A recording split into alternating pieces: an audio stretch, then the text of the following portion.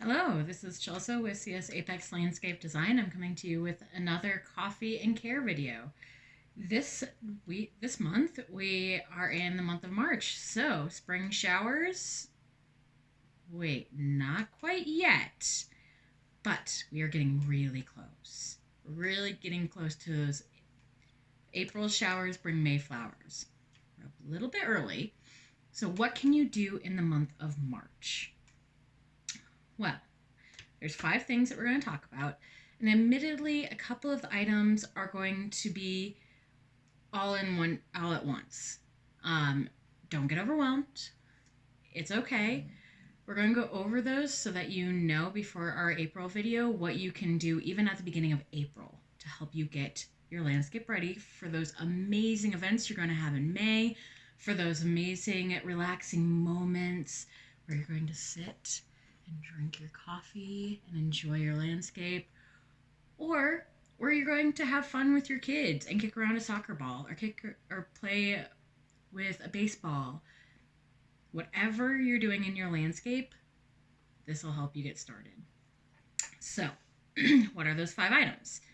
We have winter cleanup, getting our patios, decks cleaned off, including inspecting those areas, removing our tree wrap, applying pre-emergent, and last but not least, planting our spring bulbs. Yes, you finally get to plant something. It feels so good. Now, time for the details. Winter cleanup.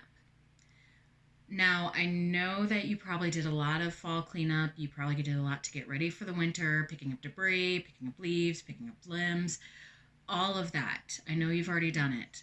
Here's the thing though. You've now had a couple of months. Snow has fallen. Currently, snow is still falling at my house. Leaves, tree limbs, bark, other debris, bags, trash from your neighbors or down the street. Things happen. Unfortunately, debris does blow into our yard. And leaves, limbs, they fall in snowstorms. It's time to pick that stuff up. Now, I want to strongly encourage you, leaves and tree limbs are compostable. So even if you don't have your own compost pile, I'm sure someone in your neighborhood does. Or talk to your local nurseries. Some are still taking tree limbs and leaves as part of their composting. Now, something else you can do if you're looking at gardening for the first time, or if you're a returning gardener, you can take those leaves and those limbs and you can do a layered garden method. Now, I'm not going to talk too much about that, but just something to be aware of that you can reuse those trees and those tree limbs and those leaves still in your garden, still in your landscape this late into your fall season. So don't worry about it. What you want to focus on is you want to focus on getting that cleaned up. What that's going to do is you've got all of that stuff on your grass, it's going to help your grass come back and come back better if that's cleaned off. If it's in your garden beds, your mulch beds, what that's going to do is it's going to keep things looking clean, and it's going to encourage your perennials to bloom up, leaf up a lot nicer and look a lot cleaner. Really, this is just about getting things ready for when April hits, when the spring weather truly hits. Now what's next? Getting your patios and decks cleaned up and checked out. Now, this may seem a little bit redundant because we just talked about cleaning up limbs, cleaning up leaves, cleaning up debris that's blown in. It's very similar with your decks and your patios. If you haven't cleaned off snow, if you haven't cleaned off ice, it's time to get that cleaned off. Now, even the composite products like Trex or other composite materials, they still want to have that moisture and that extra cleaned off of it. Although composite is definitely more durable and withstands that moisture better than what a traditional wood would, fun. Uh, it it does still want to be cleaned off. It does still want to help the longevity of these products. You still want to clean off that extra moisture, because even if it's a composite material, rotting can still happen. The reality, you still have timbers underneath your deck. those structural items that don't want a lot of moisture would prefer to not have all of that moisture on it. So I'm not saying if it's snowing at your house right now, you need to go off in the middle of a snowstorm and clean it off. That's not what I'm saying. After we're done, as things are melting, just sweep it off, clean it off. It doesn't need to be 100% clean. Even on a wood deck, you don't need to be 100% cleaned off, but you at least want to have the bulk of that cleaned off. Now, this is also a great time to inspect your decks, inspect your paver patios. See if maybe you do have some rotting, or if you've never looked at your deck before, you want to see what that's looking like on the underside to see if you maybe need to do a little bit of maintenance, maybe some screws, maybe some nails have come loose. Maybe it's, oh, you didn't realize how bad this was. We need to call a deck person. I've got great recommendations, by the way. If that's the case, don't feel bad. It happens. And really where we're at in Colorado, we have a lot of warping that happens because we're so dry, because we have such extreme swings in our weather. This is common in other parts of the country. You just want to be aware of it and make sure that you've checked before you get to May and June and you're wanting to use your deck and you have a surprise. The last thing I want to hear is, oh, we were planning all these great events. We were planning on going out and enjoying our family time, having barbecues. And suddenly the deck isn't in a condition that you can use it. I don't want to hear that happening to you. So go out, check it. Best case, you have nothing wrong. Worst case, it's time for replacement. What's probably going to be is you're now going to know what condition your deck is in and maybe you have to replace a few nails. Best case. With your paver patios. Now, why I'm saying check your paver patios is especially in houses that are newer, 5 years and under, sometimes, depending on your soil, depending on where you live, 10 times after a new build. Those pavers are going to shift. The soil underneath is going to shift. The sand is going to work its way loose, shift a little bit. So now is a really good time before you're wanting to use those spaces to just check. Maybe you need to pry one paver up, put a little extra sand, put a little extra leveling agent down, reset that paver. It's really easy to do that with pavers. Flagstone, it's a little trickier, but you can do it. Again, what I'm trying to do is make sure that you don't have a sudden surprise at that first time you want to go use your fire pit, or the first time you want to sit out with your family and enjoy your nice landscape. Let's avoid that. Let's do a little bit now to prevent surprises later. Okay, one more cleanup item, and then I promise we will move on to what you get to actually do with your landscape. Now, the last thing is take off your tree wrap. But wait. It's too early. I know this is a March prep video, and I actually have to say this is a too early item. Why I say that is when this video is released in the mid-March time frame, you are a little early. But this is a March video. So the end of March, beginning of April, that's when you take off your tree wrap. Now, why do we want to wait that little bit? So, like today when I'm filming, we got a sudden snowstorm. If my trees were unwrapped right now, they would be exposed to all of this cold weather that is hitting over this weekend, over the next week. So, luckily, my trees are still wrapped. I resisted the urge after our nice weather last week to unwrap them. It's too early yet. You want to get more to this end of March, spring break time, 1st of April. That's when you want to start removing your tree wrap. There is an exception, though. And it has happened. It's really common in Colorado. It's really common where I grew up in Iowa, where my husband grew up in Nebraska, to get those sudden later frosts in April. If you see that happening, if you see that coming, wait. The last thing we want to do is take off that tree wrap. Now we've got exposed bark that's not used to the climate, not used to the sudden mood swings in our weather. And now we're going to have issues. Now you're going to have death in your trees, or you're going to lose some limbs because the tree just wasn't prepped. So if there is a major snowstorm, if there is a snowstorm, ice storm, whatever cold weather that's going to come on the 1st of April, or you see it's coming maybe April 2nd, 3rd, 4th, wait. You can always wait to unwrap your trees. You never want to rewrap your trees at this time of the year. So, tree wrap. Leave it on if it's still snowing. Leave it on if there's a cold streak coming. But take it off April 1st if we don't see any of that. Now, tree wrap. When should you take it off? I've talked about all these times that you can't take it off or you shouldn't take it off. When do you want to take it off? You do want to take it off before Mother's Day. You do want to take it off as the weather is starting to turn. So if there is some warm weather predicted, if maybe we're at the tail end, it's time to take it off. If there's no major storms, and by major storms, I say it's going to be 2, 3, 4 days of cold weather, under 40 degrees, under 50 degrees, don't take it off.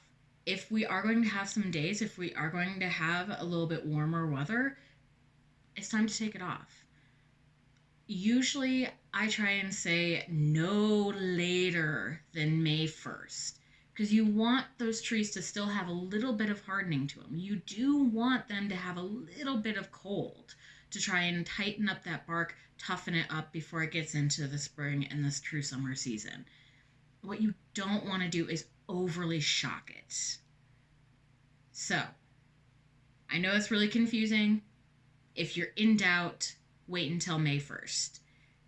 If you'd like to take it off early, take it off at the end of March. Do not take it off at the release of this video. Please don't. I don't want to get a phone call saying, you told me to do this and you killed my tree. No. Wait a couple more weeks. If you're in doubt, wait until May 1st. There's tree wrap. All right, now what can we do to liven up your landscape? Truly get it ready to bloom. Now, I get the question a lot of how do I prevent weeds? I have so many weeds. What do? I hate weeds. I hate weeding too. I feel your pain. Here's something that you can do that will help reduce your weeding through the season, through your next year. Apply a Pre-Emergent. I always say apply it spring break. If you don't have spring break, kids, at last week of March, 1st of April. That's when you want to apply your Pre-Emergent. I prefer a granular because it's a slower release. You just sprinkle it down. You don't have to worry about diluting it. You don't have to worry about it clumping up someplace. You just shake it out over your beds. And I say you truly want to put it anywhere that you're not going to eat out of. What does that mean? Don't sprinkle this in your garden beds. Don't sprinkle this where you're going to physically plant something that you are going to consume. Everywhere else, in your rock, in your mulch beds, in your grass, everywhere else, in the seams of your concrete, if you have exposed dirt, sprinkle the Pre-Emergent. Put it everywhere that you're not going to eat. Now, what does a Pre-Emergent do? A Pre-Emergent stops new seeds from germinating. It stops new seeds from sprouting, from sending up its leaves. It stops it in its tracks. Now, it's not 100%, it's not a 100% cure. But it's interesting, and I can't remember the study. It's from a university, so just, you're going to have to trust me a little bit on blind faith. I've seen a study that it actually reduced the amount of weeding that you needed to do in a season, in a year, by 75%. Oh my goodness, that's huge. Just think of it. If you have spent an hour a week last year without applying a Pre-Emergent weeding, now suddenly you apply a Pre-Emergent that may take you 10, 15 minutes, depending on how big your yard is. You have now saved yourself 45 minutes a week. That's huge. What can you do in 45 minutes? That's a lot. So you definitely want to put down a Pre-Emergent. Now, Pre-Emergents, sometimes they're called weed blocks, sometimes they're weed stoppers. You'll see a lot weed and feeds. It's the weed part of the weed and feed that's the pre-emergent. If you're questioning, if you're not sure if it has a pre-emergent in it, read the label, read the bag. It usually says it. At your local garden centers, they should all know what a pre-emergent is. Big box stores, you've heard me say it before, please avoid them. Try and support your local nursery. They know what they're doing versus a big box store. If you're in an area that really doesn't have a local nursery, doesn't have someplace that you can easily access these materials, big box store it is. Just make sure that you have something with a pre-emergent in it, with that weed and feed type of setup. Now, March is a little early, I'm going to admit, before the feed part. You don't quite want to fertilize yet. But if your only option is, if you know April is lots of sporting events, getting ready for the summer, if April is a crazy month for you, end of March, fine, do a weed and feed. If you have the option to wait on the feeding part, on the fertilizing part, please do. Your landscape will be a lot happier if you wait just that little bit extra. But you definitely want to get down the weeding part. You definitely want to get down that pre-emergent. And why I say that is you need to catch those weeds before they sprout. You need to catch them before they germinate. A pre-emergent does nothing if you've already got weeds sprouting. Does nothing. It is okay to apply it a little early than to apply it too late. So definitely put down your pre-emergent. Now, say you only have a weed and feed option. You don't have a pre-emergent only or just a weed block type product option. You can put a weed and feed in your garden beds. You can put it in your mulch beds. I hesitate on your rock beds, but if it's your only option, go ahead. That fertilizer part is not going to hurt your perennials. It is not going to hurt your shrubs and trees. Even if it is made for grass, it is not going to hurt your other plants. It means you may need to supplement fertilize later on because there is a different percentage of fertilizer for grass versus all other plants, but it's not going to hurt it. The vice versa, however, is not true. You do not, not that you can't, but you should avoid putting a general fertilizer for your perennials, a general shrub, tree fertilizer on your turf. Because your turf is made a little different than what your regular perennials, your regular trees, shrubs, etc. are. It wants a little more specific fertilization method. It does want those three numbers, it's the up, downs, and all arounds. The three numbers with the dashes in between on your fertilizer. You want that to be a little more specific for grass. And your number for your fall fertilizer for your grass is different than your spring fertilizer. I'm sorry, I would love to say you can apply the same one both times. No, you can't on your grass. I'm sorry, it would be so much cheaper. You can't though. So, if you only have the option of one, do the turf, put it in your mulch beds. Vice versa, avoid it. But if that's all you can find, it's not the end of the world. It's not. You just generally want to avoid putting your shrub and your perennial and your tree fertilizer on your grass. It's not going to kill it. It's just not ideal. Okay. One more thing for your March list. I wanted to give you a moment so that you could take notes. Pre-emergent. Don't forget it. Pre-emergent. Last, you get to plant. It's spring bulb time. So we talked in the fall about your fall bulbs. Those generally are your perennials. Those are the bulbs that will keep coming back year after year after year.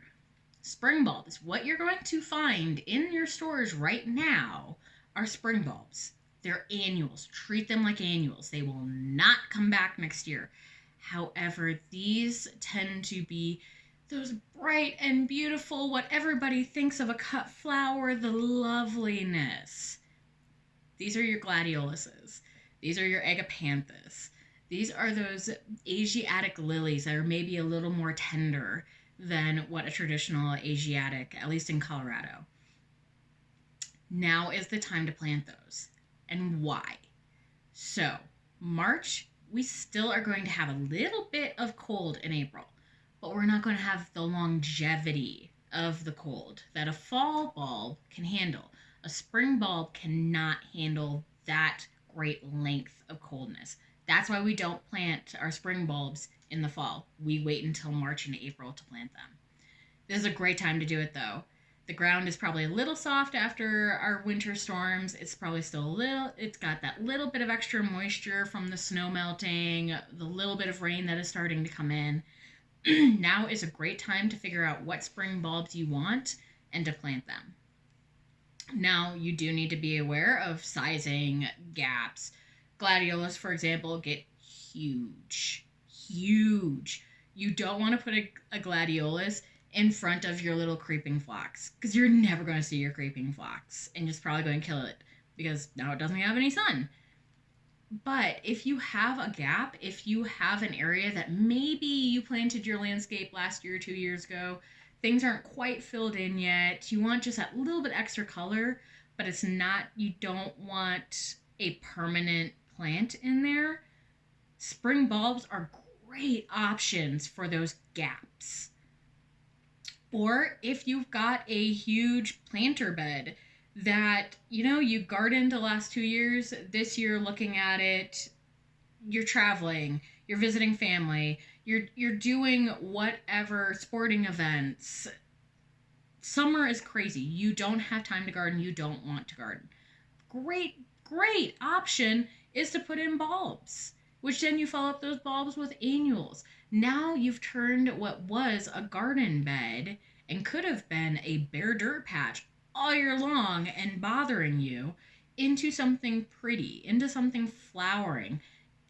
And if you decide you want to go back to gardening it, you've lost a year. This isn't permanent. That's a great option for those people that maybe gardened, know they've got a busy year coming up, don't want to garden. Let's still make it look pretty. Let's put in bulbs, let's put in annuals, let's make it look nice for the season. Let's make it not be an eyesore for the year. Or the other option is you never want to garden again, it was an experiment, put in perennials. We'll talk about that later. Not quite time for perennials yet. Hold on. Also with spring bulbs, it is time to start, if you are gardening. In gardening, I mean eating plants, edibles, now is the time to get those started. So my plan for this next week is I've got broccoli and peppers that I've got to get started. I've got cabbages I've got to get started inside. So if you are planning on gardening, here's your bonus. It is time to get your seeds started. Go to your garden center, get those seed packets that you want to experiment with, that you want to try. Or if you're a lifelong gardener, you've been doing this for years, here's your easy reminder, time to get your seeds. March is the time that we start seeds inside. It is not time to start them outside. Please, whatever you do. I know spinach says that it's a cold weather plant. It's not this cold. No, too early. But starting seeds inside, great time to do it. Go ahead. Start those seeds inside. Start getting your garden set up. So there you go. There's your planting tips for the month of March. And quick reminder, so what should you be doing in March to get your landscape looking great this summer? You need to do your winter cleanup. Clean up all of that debris, your leaves, limbs, anything that's blown into your yard. Get it cleaned up. Time to check your patios and your decks and your paver areas. 1, make sure they're in good condition. 2, scrape them off if you haven't cleaned them off this year. 3, remove tree wrap. But remember, wait. When this video is released, it's a little early. Wait. but it's time to remove your tree wrap. 4, apply Pre-Emergent. Apply Pre-Emergent. I can't say this enough. Apply your Pre-Emergent, your weed and feed, your weed block, whatever it is. Apply your Pre-Emergent this month. Last, your 5th, it's time to plant. Plant your spring bulbs. Only your spring bulbs. Time to plant them. You get to plant something. Good job. And of course, your bonus to all of those gardeners out there, it is time to start your indoor seeds. Well, I hope you enjoyed this coffee and care video. Stay tuned. We will release another one in April talking about what April tips and tricks you should be doing. And as always, like my Facebook page, like this YouTube video, make sure that you subscribe so you can see the next video coming out. And of course, I will have a blog article being released shortly that will talk a little more in detail for those spring gardeners. Thanks and have a great day.